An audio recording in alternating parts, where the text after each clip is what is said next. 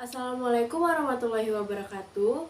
Perkenalkan, nama saya Sylvia Aurelia Nurpratama dengan NIM B10 2122 1081 dari kelas Manajemen Operasional A. Pada kesempatan kali ini, saya akan memberikan opini atau kesetujuan dan ketidaksetujuan pribadi saya mengenai materi pertama dalam manajemen operasional, yaitu manajemen persediaan. Saya akan memberikan kesetujuan pribadi saya untuk mendukung salah satu materi yang telah dibahas, yaitu konsep ABC Analysis dalam manajemen persediaan. Saya akan memberikan contoh kasus, yaitu suatu perusahaan retail elektronik memiliki ratusan produk dalam persediaannya. Setelah menerapkan ABC Analysis, mereka mengidentifikasi 3 kategori berdasarkan volume tahunan dalam jumlah uang.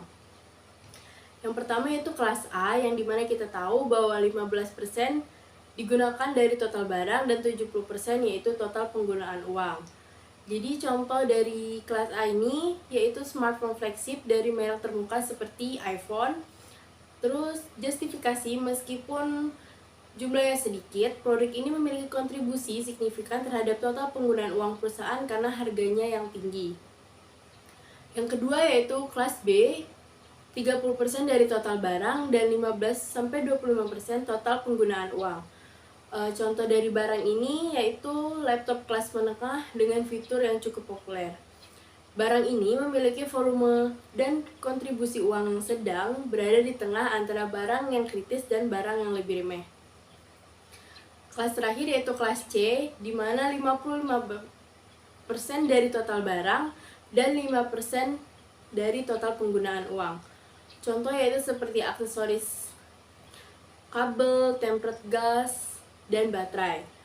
Meskipun jumlahnya banyak, kontribusinya terhadap penggunaan uang total perusahaan relatif rendah. Dampak dari kebijakan ABC Analysis bagi perusahaan retail elektronik ini yaitu barang kelas A diberikan fokus khusus dengan pengembangan pemasok, kontrol inventaris dan lebih ketat, dan perencanaan yang hati-hati. Lalu barang kelas B dikelola secara efisien untuk menjaga kelancaran operasional dan meminimumkan biaya. Dan yang terakhir, barang kelas C mungkin melibatkan strategi pengadaan yang berfokus pada efisiensi biaya untuk menjaga kelangsungan operasional tetapi tidak menghabiskan sumber daya terlalu banyak. Contoh ini mencerminkan bahwa ABC Analysis dalam konteks nyata dan bagaimana perusahaan retail elektronik ini dapat mengadaptasi kebijakan mereka untuk meningkatkan efisiensi manajemen persediaan berdasarkan klasifikasi ABC. Baik, yang kedua yaitu ketidaksetujuan. Selanjutnya, saya akan memberikan contoh situasi di dunia nyata di mana ada kontroversi atau pendapat yang berbeda terkait dengan topik tertentu dalam manajemen persediaan.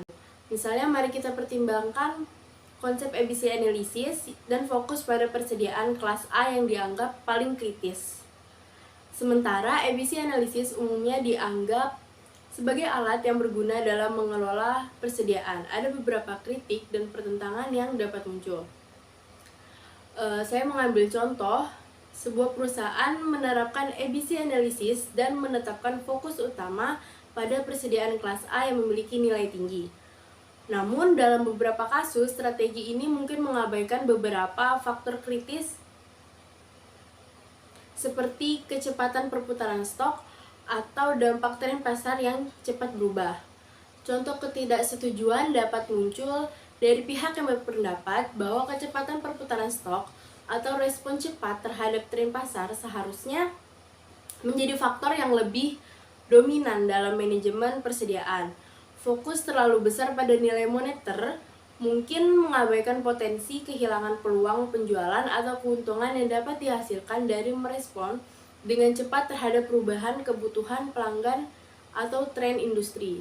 Ini menimbulkan pertanyaan mengenai apakah kriteria kelas A, B, dan C yang mendasari ABC Analysis selalu mencerminkan kebutuhan pasar yang dinamis, atau apakah strategi manajemen persediaan yang sepenuhnya didasarkan pada nilai moneter selalu optimal dalam semua konteks bisnis. Namun, pendapat yang berbeda ini dapat muncul tergantung pada prioritas dan tujuan strategis perusahaan dalam mengelola persediaan mereka.